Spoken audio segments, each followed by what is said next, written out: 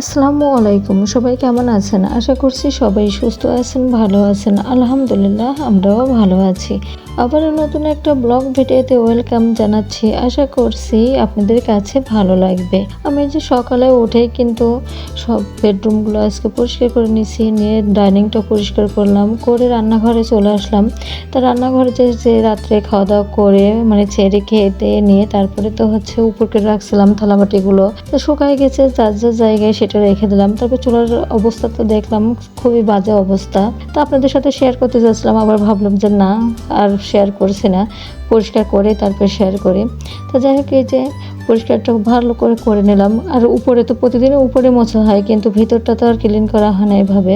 এগুলো করার পরে কিন্তু আমার যে বিড়াল ছানা আছে ওদের খাতি দিয়েছি, খাতি দিয়ে একটা বিড়ালের বাচ্চাটা আমার অনেক অসুস্থ, মাথায় হচ্ছে ইনফেকশন হয়েছে, সেটা মানে ড্রেসিং করছি। ড্রেসিং করার পরে আমি গোসল করে মেশিনে কাজ করছি, করার পরে হচ্ছে গোসল তো করছি, নামাজ পড়ছি, নামাজ পড়ে এই যে 4টার দিকে হচ্ছে চলে আসছি। মেয়েরা আজকে এই যে চাইনিজ ভেজিটেবলস খাবে, চিকেন ফ্রাই আর হচ্ছে মানে ফ্রাইড রাইস খাবে। তা বললো যে এগুলো হচ্ছে করে নামো। তারপর কি আর করবো, আজকে ইফতারিতে এটাই হবে।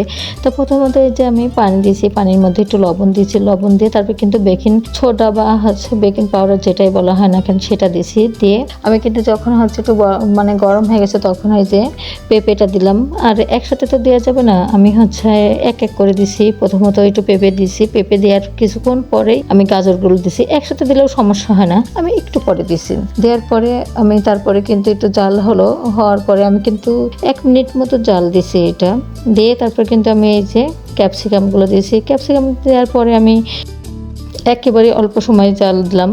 দেওয়ার পরে আমি কিন্তু এখানে তো লবণ তো দিয়েই করছি, অল্প সময় জাল দিয়েছি। দিয়ে যে মানে এই যে বলটার ভিতরে কিন্তু আমি পানি নিয়েছি, ঠান্ডা পানির মধ্যে আবার বরফ নিয়েছি। বরফ নিয়ে তারপরে কিন্তু এই যে ছাকনা দিয়ে মানে ছেঁকে এর মধ্যে দিয়েছি যাতে কালারটা সুন্দর থাকে।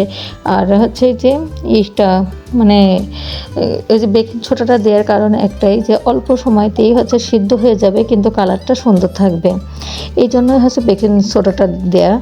আর এটা দিলে পরে অল্প সময়তেই সিদ্ধ হয়ে যাবে আর কালারটাও অনেক সুন্দর থাকে। মানে এক কথায় অল্প জাল খাই এই জন্যই। তো যাই হোক, এখানে এই যে পরিমাণ মতো তেল দিলাম, তেল দিয়ে হচ্ছে কাঁচামরিচ দিয়েছি, দিয়ে একটু আদা বাটা, একটু রসুন বাটা আর একটু পেঁয়াজ বাটা। মানে এখানে হচ্ছে কুচি করে আমি দিতে চাইছি, তা আমার ছোটোটা আবার হচ্ছে কুচিটা বেশি পছন্দ করে না, যে দাঁতের নিচেই পড়ে এই জন্য। তো যাই হোক, এগুলো দিয়ে নাড়াচাড়া করলাম, একটু পরিমাণ মতো লবণটাও দিলাম, দিয়ে একটু মশলাটা ভালো করে নাড়াচাড়া করে তারপরে যে বুকের মানে মুরগির যে বুকের মাংস থাকে সেই মাংসটা আমি ছোটো ছোটো করে কেটে নিয়েছি। কেটে নিয়ে তারপরে কিন্তু যে ধুয়ে রাখলাম, রেখে এর মধ্যে আবার দিয়ে দিলাম, মানে মশলাটার ভিতরে দিয়ে দিছি, মশলাগুলোর ভিতরে দিয়ে একটু নাড়াচাড়া করলাম। করে তারপরে আমি কিন্তু এখানে যে মানে চিংড়ি মাছ কয়েকটা দিছি, চিংড়ি মাছ দিয়ে একটু ভালো করে নাড়াচাড়া করলাম। করে এখানে হচ্ছে একটু গোলমরিচ, মানে সাদা গোলমরিচ আর হচ্ছে কালোটা দুইটাই আছে, দিয়ে আমি সেটাও দিলাম। দিয়ে একটু নাড়াচাড়া করে এখানে কিন্তু এই যে পেঁয়াজগুলো দিলাম, পেঁয়াজগুলো দিয়ে একটু নাড়াচাড়া করে তারপরে আমি যে সিদ্ধ করা যেই সবজিগুলো রাখছিলাম সেই সবজিগুলো আমি দিছি। এখানে চাইলে আপনারা বাঁধাকপি মানে পাতা আছে, যে ফুলকপি আছে, তারপর হচ্ছে বিট আছে, অনেক কিছুই তো আছে, এগুলো করতে পারেন, কিন্তু আমি এতগুলো দিইনি কারণ মেয়েরা বেশি একটা পছন্দ করে না। তারপরে হচ্ছে এগুলো এই যে এই ধরনের অল্প কিছু মানে সবজিতে যদি রান্না করা যায় তাহলে পরে খাই। তো যাই হোক, এই যে একটু মানে পানিটা দিয়ে দিছি, পানিটা দিয়ে নাড়াচাড়া করে পানি দিয়েছি। পানি দিয়ে হচ্ছে এই সাইডে আবার আসছি, এই যে এই চামচের আমি 2 চামচ অল্প একটু বেশি মতো 2 চামচ মতোই নিছি, মানে অল্প করে নিয়েছি, একদম ভরে নিই তো সেজন্য 2 চামচ মতোই নেওয়া হয়েছে। মানে ভরে নিলে পরে নিয়ে আমি একটু পানি দিয়ে একটু গুলিয়ে নিলাম। আর এখানে স্বাদ অনুযায়ী অল্প একটু চিনি দিলাম, খুব বেশি না, অল্প একটু। আর এই যে বাঁধাকপিটা আমি হচ্ছে এর আগে তো যে ভাপ দিয়ে রেখে দিয়েছিলাম ফ্রিজে, সেই ভাপ দেই বাঁধাকপি এটা। আর বাসায় এখনও আছে বাঁধাকপি, কিন্তু ওইটা দেখছি সাদা, মানে উপর কেটটা না সাদা কালার, তাই ওইটা দিলে পরে না সবুজ হবে না, দেখতে ভালো লাগবে না। এই জন্য আমি আবার হচ্ছে ফ্রিজের থেকে ওই যে যেটা ছিল মানে ডিপ করা ফ্রোজেন করা সেটাই বের করে এর মধ্যে দিয়ে দিলাম অল্প কিছু।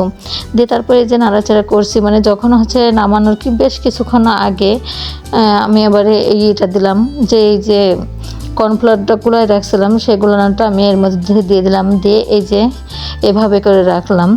মানে খুব বেশি যে মানে একদম আঠালো আঠালো ভাব সেমনও না, আবার যে খুব বেশি পাতলা সেমনও না, আমি এভাবে করে রাখছি। এটা করে রাখলে পরে ভালো। আর যদি এর থেকে ঘন করে যদি নামাই তাহলে পরে কিন্তু একদমই আটা আটা হয়ে যাবে। আমি যেভাবে রাখছি আল্লাহর রহমতে মাশাআল্লাহ অনেক সুন্দর, মানে একদম পারফেক্ট, মানে ঠিক আছে এগুলো। আর আমি ডিম সিদ্ধ করে রাখছি এর উপরে দেওয়ার জন্য, তো আমি এখনও দেবো না, একটু ঠান্ডা হোক, একটু পরে দিয়ে দিব। মাশাআল্লাহ কালারটা কিন্তু বেশ হয়েছে। আর মানে খাওয়ার পরে তো ভয়েসটা দিচ্ছি, অনেক সুন্দর লাগছিল খাইতে।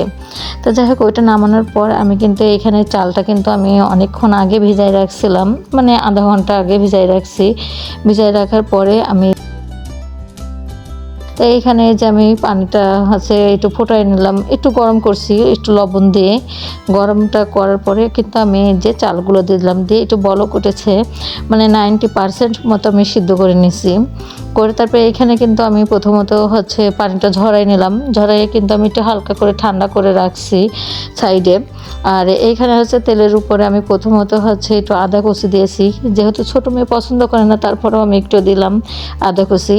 তারপরে কাঁচামরিচ দিয়েছি, পেঁয়াজ দিয়েছি, দিয়ে একটু নাড়াচাড়া করছি। করে এইখানে একটু রসুন বাটা, পেঁয়াজ বাটা, আদা বাটা সেটাও দিলাম। দিয়ে এইখানে আমি এবার এই যে মানে যে বুকের মাংসটা ছিল সেটা অল্প কিছু আমি রেখে দিয়েছিলাম, সেটা কিন্তু একটু সিদ্ধ করে নিয়েছি, হালকা একটু লবণ দিয়ে হালকা একটু পানি দিয়ে সিদ্ধ করে নিয়েছি। করে নিয়ে তারপরে কিন্তু আমি এখানে যে তেলের উপরে দিয়ে দিলাম, দিয়ে একটু নাড়াচাড়া করলাম।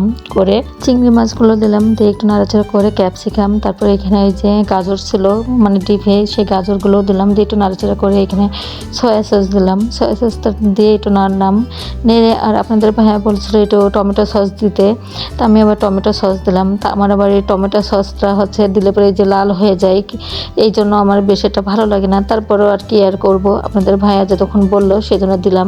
আমার কাছে মনে হয় সাদা সাদা মানে যেটা মানে এটা ফ্রাইড রাইস এটাই মনে হয় ভালো দেখা যায়। তো আপনাদের ভাই যতক্ষণ বললো তো আমি ভাবলাম যে তাহলে দিই। তো একটু দিয়ে দিলাম। দিয়ে এই যে মানে যেগুলো মানে সিদ্ধ করে রাখছিলাম মানে রাইসগুলো, সেগুলো তো পানিটা ঝরে আমি ঠান্ডা করে রাখছিলাম, সেটা দিয়ে দিলাম। দিয়ে একটু নাড়াচাড়া করলাম। তো একটু দেখছি হয়তো বা একটু লবণ কম হতে পারে, এই জন্য আমি হালকা একটু লবণটা দিয়ে দিলাম। দিয়ে একটু কেওড়ার জল দিলাম, আর একটু মানে নামানোর কিছুক্ষণ আগে একটু ঘি দিলাম, দিয়ে একটু মানে রেখে দিলাম। রেখে নাড়াচাড়া করে একটু ঢেকে রাখছিলাম। তারপরে এই যে আমি বাটিতে করে মানে সার্ভ করছি। আর এটা খাইতে না সত্যি অনেক ভালো লাগছিল। আর আমার মেয়েরা তো অনেক পছন্দ করেছে, আপনাদের ভাইও অনেক পছন্দ করেছে। আমি মানে ভাবছিলাম যে এত ভালো হবে না মনে হয়, তা মানে এই করতে করতে সত্যি সত্যি অনেক ভালো হয়েছে। এই যে ওই চুলায় মানে চিকেন ফ্রাই দেওয়া হয়েছে, একবার তো নামিয়ে ফেলছি, মানে এক পত্তন মানে দিছি, দেওয়ার পরে ভেজে নামাইছে, আর একবার দিলাম। তো ভাবলাম যে আর মানে এত যদি দেখাইতে যায় না ভিডিওটা অনেক বড় হয়ে যায়। কিভাবে করছি চিকেন ফ্রাইটা, আমার আপুরা ভাইয়ারা অনেক সুন্দর করে রান্না করে, অনেক ভালো জানে, এই জন্য আমি মানে সব কিছু ডিটেলসে দেখাইতে যাইনি। মানে জাস্ট আমি একটু দেখাচ্ছি যে আসলে আমি কি করছি, মানে প্রতিদিন একটা দিনে যে কাজগুলো সেগুলো। তারপরেও যদি আমি সব শেয়ার করতে যাই তাহলে তো অনেক বড় হয়ে যায়, এই জন্য আর তো মানে দেখাইতে ইচ্ছাও করে না, ভিডিও করতে ইচ্ছা করে না। তো যাই হোক, এই যে আপনাদের ভাইয়া টেবিলে বসে আছিল, এই জন্য ভাবলাম এখান থেকে নিয়ে যাই, রান্নাঘরেই মানে দিচ্ছিলাম, দিতে দিতে দেখি চলে গেছে। পরে আবার টেবিলে নিয়ে চলে আসছি।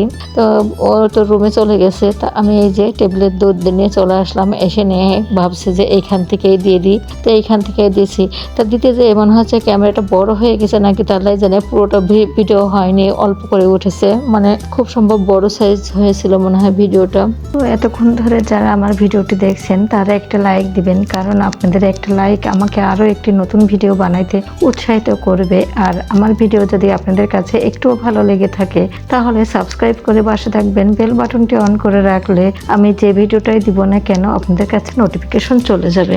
এই যে ডিমগুলো আমি ফালি ফালি করে কাটছি, কেটে নিয়ে কিন্তু আমি এই যে মানে সবজির উপরে দিয়ে রাখছি। বললাম না যে ডিম সিদ্ধ করছি, কিন্তু এখন দেব না, একটু পরে দেব, কারণ গরমের উপরে দিলে পরে আবার হয়ে যাবে, সেই জন্য দিছিলাম না। তো পরে যে কেটে এরপরে দিয়ে রাখছি। তো এটা মোটামুটি অফ ক্যামেরাতেই হয়ে গেছে। আর মেয়েরা তো শরবতটা গুলাই রেখে দিয়েছে। ওইখানে আমি আর একটা সালাদ বানিয়েছি গরুর মাংস দিয়ে ছোট ছোট করে কেটে, তারপরে এই যে গুঁড়ো দুধ দিয়ে, টমেটো দিয়ে, গাজর দিয়ে, অনেক গুঁড়ো দুধ আর একটা ডিম সিদ্ধ করে মেয়োনিজ বানিয়ে নেওয়া হয়েছে। তারপরে কিন্তু ওই সালাদটা বানানো হয়েছে, কিছু দিয়ে বানানো হয়েছে, দিয়ে ওই সালাদটা খাইতেও অনেক মজা হয়েছে। তো যাই হোক, এই যে এগুলো দেওয়ার পরে না আমার মনেই নেই যে আমি এই যে সালাদটা কিন্তু দেয়নি প্লেটের উপরে। তো আমি এবার ভাবলাম এসে আবার একটু সালাদটা দিয়ে দিই, মানে ভিডিও করতে করতে তারপর মনে হলো যে আমি না এর উপর আর একটা সালাদ দিই, আর এখানে আর একটা মাংস কম হয়ে গেছে, তা আর একটা মাংস দিয়ে দিলাম এখানে, আর মানে ওই সালাদটাও দিয়ে দিচ্ছি এইখানে।